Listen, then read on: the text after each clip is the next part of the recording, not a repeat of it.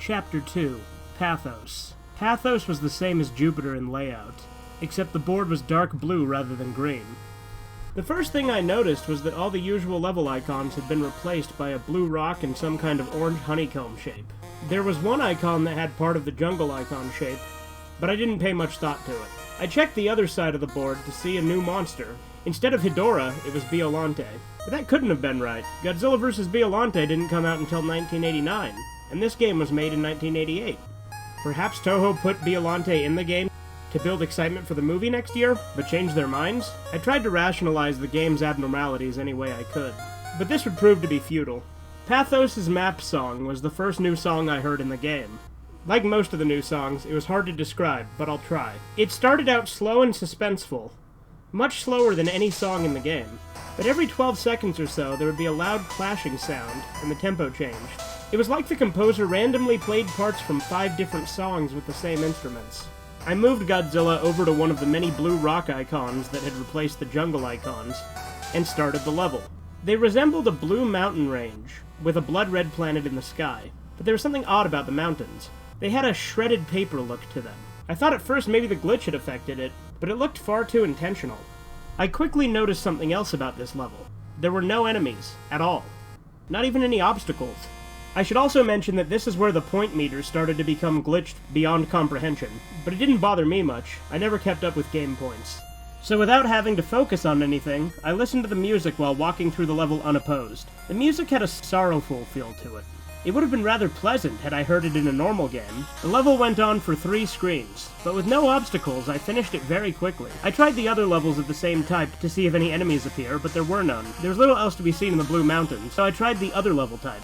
I started one of the orange levels, and my eyes were assaulted with a grotesque background of tumorous orange eyes. The quote-unquote sky was the same as the ground, so I assumed the game was indicating that this level takes place in a cave. The only enemies were Matango spawn, but as you can see, the little bastards were everywhere. The music certainly didn't help, with a mixture of screeching sounds and loud drum beats that sounded like a monster's theme in a horror film. After completing it, I tried to avoid playing through any more of these levels whenever I could. The map was short, so it was only a few minutes before I was headed toward a rematch with Godzilla and Magura, but this time, their sprites and attack patterns were vastly different. I fought Magura first. Magura's replacement was a flying machine with a slight resemblance to a Pascagoula alien. It was a bit like fighting Mothra, only it moved with a lot more grace. It attacked by spinning its front tentacle like a corkscrew, and it still had an I-beam, except now it fired from the drill. This lanky aberration had replaced Godzilla, and the new beast was more of a challenge. It would run and jump at a fast pace, constantly swinging its arms and making it hard to get close. And of course it tried to pin me in the corner, with as much annoying resolve as ever. I defeated it using a combination of tail whips and heat beam spamming.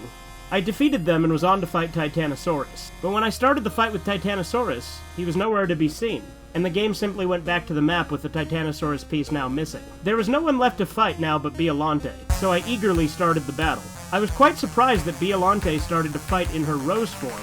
She was immobile and used tentacles to keep me away from the main body, which took most of the damage. As expected, she turned into her final form after taking enough damage. The sprite looked pretty damn good for 8-bit. The battle technique was the same, except now Biollante could move, albeit slower than any other monster. Being hit by the tentacles did more damage, and Biollante could do an acid spit, which I managed to avoid by jumping in the screen cap.